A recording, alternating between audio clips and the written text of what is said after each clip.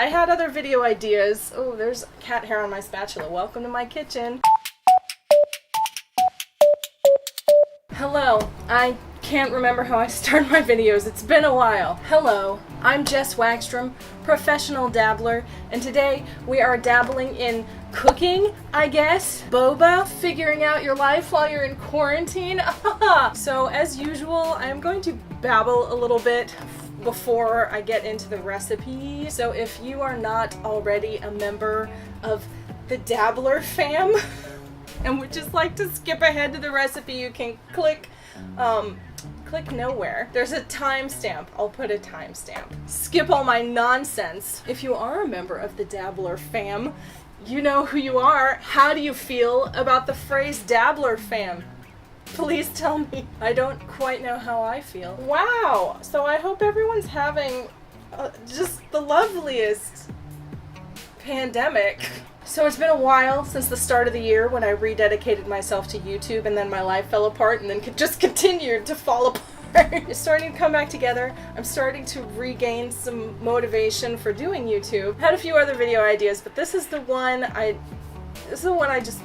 wanted to do it first, I guess. We're in my kitchen, which is something that I don't know. It's been on the channel, I think, in some of my vlogs before, but I don't know that I've ever actually filmed a video for the channel in this kitchen because it's small, it's usually very messy, it's honestly like probably looks super cluttered right now just because that's how I live my life.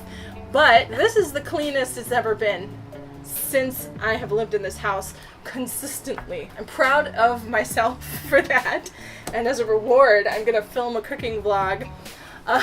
You know how everybody is like, hey, if you don't come out of quarantine learning a new skill, you're a fucking loser that doesn't deserve to live? Well, obviously that's not true. I didn't intend to specifically learn a new skill, but what I am about to teach you today is something I had to learn because there was absolutely no way in the world that I was going to go through being stuck at home for an indeterminate amount of time without boba tea. So when everything started, shutting down and people were being told to stay home, I went to the Asian market, I bought some tapioca pearls, and I ordered taro powder from Amazon, and I just stocked up on as much stuff as I could because I was like, I don't know how to make boba tea, but I'm going to learn. This has taken me most of quarantine to figure out how to get my recipe good enough. I've tweaked this a lot. It is the result of my experimenting, tweaking, messing around. I watched a lot of recipes on YouTube. I at first was trying to make it with real taro. Nah, just get the powder. I will say right off the bat that in my experimenting, the secret seems to be condensed milk. Don't be afraid of the condensed milk. I was afraid of the condensed milk for a while. I posted to my Facebook a previous iteration of this recipe which called for less taro powder and less condensed milk. No, just go for it. Add more taro powder and more condensed milk. Yeah, let's get into it. Let's talk about the ingredients.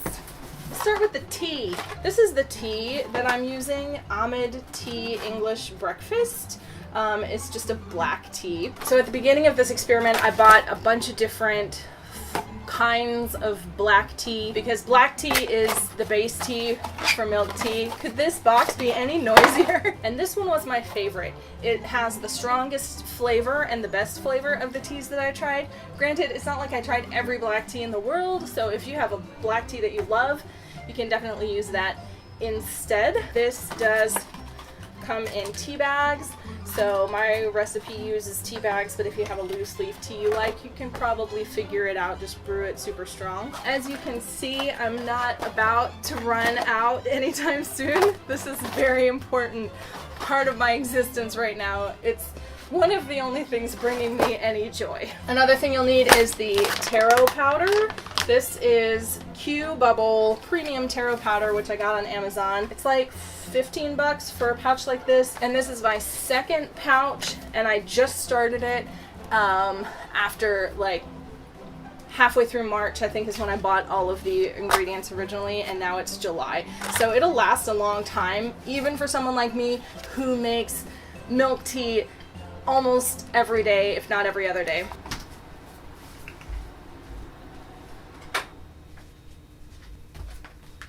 I just realized I've had a fan on this whole time, so that's great. Your boba pearls, you will need that. I bought both of these at the Asian Mart. I bought them at different Asian Marts. This brand, Otete. I just bought this because it was a huge bag of boba and I was like, I need it. I don't want to run out. And then these are the Ready in 5 Minute boba, whereas these are like they'll have to cook them for 20 minutes, wait 20 minutes. Basically it's a 40-minute process, but I've come to love the 40-minute process. I always make my boba fresh, but this is what I used when I first started, and I still did the 20-minute thing because I just didn't trust that it was supposed to be ready in 5 minutes. I actually like these ones more. They're a little more chewy, but that could just be that these didn't need to soak as long as I soaked them for. So I am going to experiment with that. These I almost thought were a goner because I was so used to these just dumping them in the water and then bringing the water to a boil. But these, the slow cook ones, you actually need to bring the water to a boil first or they will just completely dissolve. And I was so depressed the first 2 times I tried using these pearls because they just dissolved. And I was like, no, is this whole bag of waste? And then my friend did research and saved me and was like, you gotta boil the water first. Anyway, so you will also need condensed milk and evaporated milk. Brands don't matter. I have just been getting whatever's cheapest, but I have kind of developed an affinity for Eagle brand because it's a little more liquidy. You'll also need ice cubes. I use 2 ice cubes per serving, and I just make 1 serving of tea per go. Am I forgetting any ingredients? Because I often do. Yes. On the boba itself, I put half a teaspoon of brown sugar and then just a generous drizzle of this honey syrup. You can also just use regular honey, but this was at the Asian Mart and it was cheap and huge bottle. This is the only bottle I have used since I started this whole endeavor, and I still have a little bit left. Honestly, I think it lacks a little bit in honey flavor. It's kind of weak. I'd honestly recommend just using real honey if you can afford it. So why don't I actually start making the tea, and I'm going to attempt a voiceover, which is something I don't do basically ever, so we'll see how it goes. So the first thing you want to do is fill a pot with water to start the boba boiling. Fill a measuring cup with a little more than a cup of water, and please ignore the dishes in my sink. We'll take care of that in a minute, don't you worry. Pour your water into a microwavable mug, and please don't judge me for how tea-stained this particular mug is. I don't know if it's gross, I feel like it's fine. And then you will put it in the microwave for 2.5 minutes. While the water's in the microwave, I like to go ahead and get my tea bags ready. I use 2 tea bags and I just pull them out, get them out of their packaging, get them all ready to go. You could just as easily do this when the water comes out of the microwave, but it makes me feel efficient to do it like this. And once the water's ready, you can put your tea bags in, and I like to poke them with a chopstick. It makes me feel like it'll do a better job. I don't know. And then set a timer for 4 minutes to steep. After the 4 minutes is up, you can squeeze out your tea bags. I just feel like, I don't know, I want every drop of tea. And then at this point, I add an extra tablespoon of sugar. And I mostly do this because back when quarantine started, the only sugar I could find was sugar in the raw, which is like, has big grainy chunks. And if I put it in when I was mixing everything in the blender, it would just make my tea grainy. So I dissolve it in the tea first. If you're just using granulated sugar, you can add it when we mix everything together at the end. But adding an extra tablespoon of sugar is one of those things that's gonna make it taste a little bit better. And then stick your hot tea in the fridge so it can cool down while the boba is cooking. At this point, your water should be boiling or close to boiling that you put on the stove. So go ahead and add your boba. I add 4 heaping tablespoons for 1 serving of tea. I like a lot of boba. You can adjust this to your taste. I never make boba ahead. I just bake it 1 cup at a time because I really like my boba fresh. Go ahead and give your boba a little stir. It should start to float to the top of the pot fairly quickly. And once it does that, you can reduce the heat to medium. And then you'll set a timer for 20 minutes and let it simmer. And then you wait for your timer to go off in 20 minutes. I'm sweating. I turned off the fluorescent light because I think it was making the screen do that stroby thing that no one seems to be able to notice but me, but it irritates me. You should be grateful I'm using lighting at all. Maneuvering the soft boxes around this kitchen has been ridiculous. This is probably the only dabbling in cooking video I'll ever do, except I have an idea for another one. We'll see. Anyway, yeah, you wait for 20 minutes, and then when the timer goes off, hi Max. When the timer goes off, you're just gonna turn the heat off and wait for the boba to sit in the hot water for another 20 minutes before we assemble the tea. I know that seems like a long time to wait for boba tea, especially if you're used to just going to the store and having your boba, but honestly, I found it rather soothing to kind of have like this rest period where I put my boba on, I get everything ready, I put the tea in the fridge, and then I just have like 30 to 40 minutes to sit around and relax. The routine of making the tea has become a very calming and soothing thing in these trying times.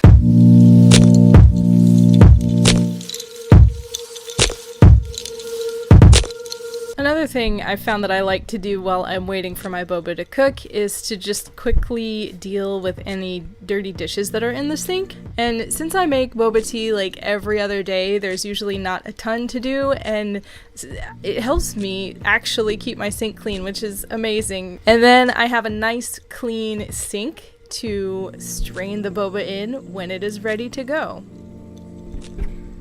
You will just strain out the boba in the sink, and then I run it under a little bit of cold water to rinse it. I don't know if this is a necessary step. I heard somewhere that if you put it in an ice bath for a little while, it makes it nice and chewy, but honestly, it's fine the way it is. And then you'll transfer the boba into a nice clean bowl, or in my case, Tupperware. And now we're just gonna add a bunch of sugar to it. I do this before I assemble the tea just to give it a little time to sit.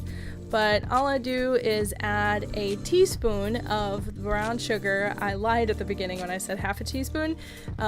According to this measuring spoon, it is 1 teaspoon. And then you just put in a generous glug of that weird honey syrup, or regular honey if you are bougie enough to have it, and stir it all together until it is smooth.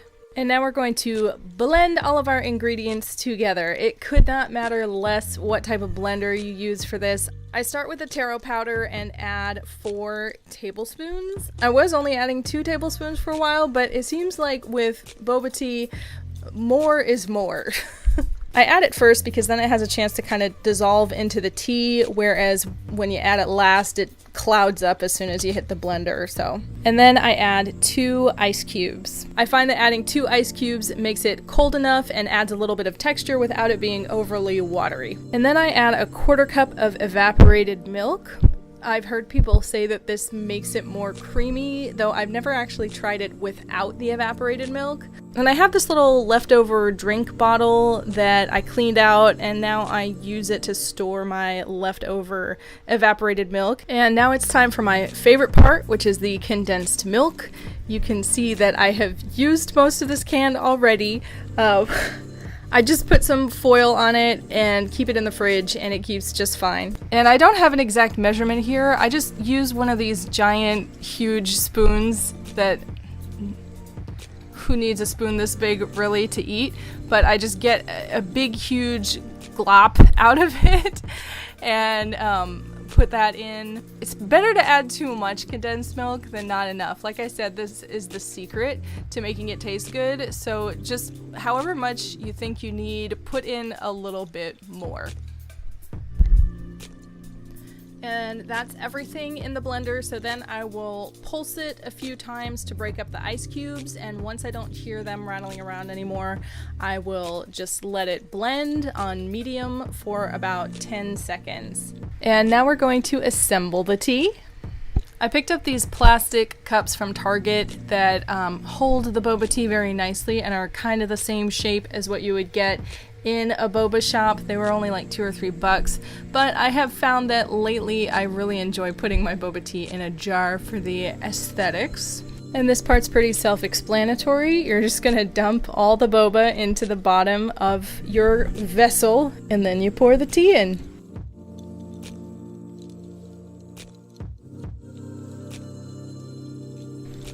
And then you put in your fancy reusable boba straw because you consume boba way too much, and you are ready to enjoy.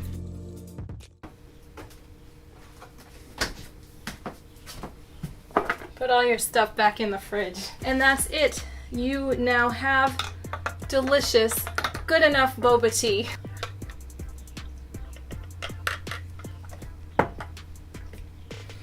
Definitely good enough. No matter how hard I try to keep the batches consistent, they always come out just a little bit different, but it's going to. It's homemade. You aren't getting it from a fancy shop. You aren't getting it from an unfancy shop. You're getting it from the shop of you. And if you care to try out this recipe and tweak it and learn your own quarantine skill, please tell me how it goes.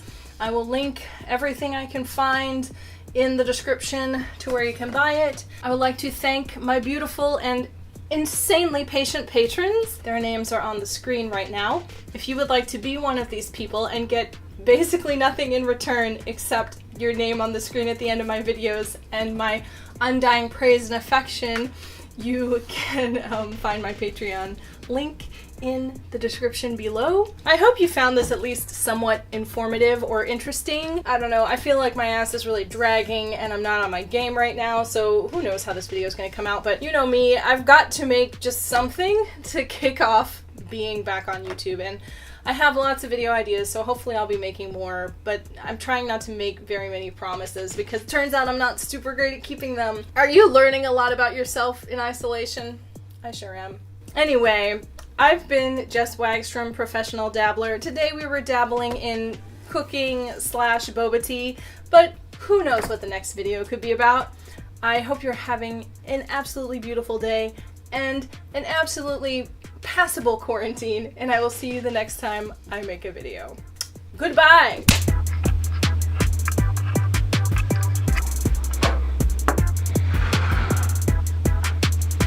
Oh God, it's been recorded.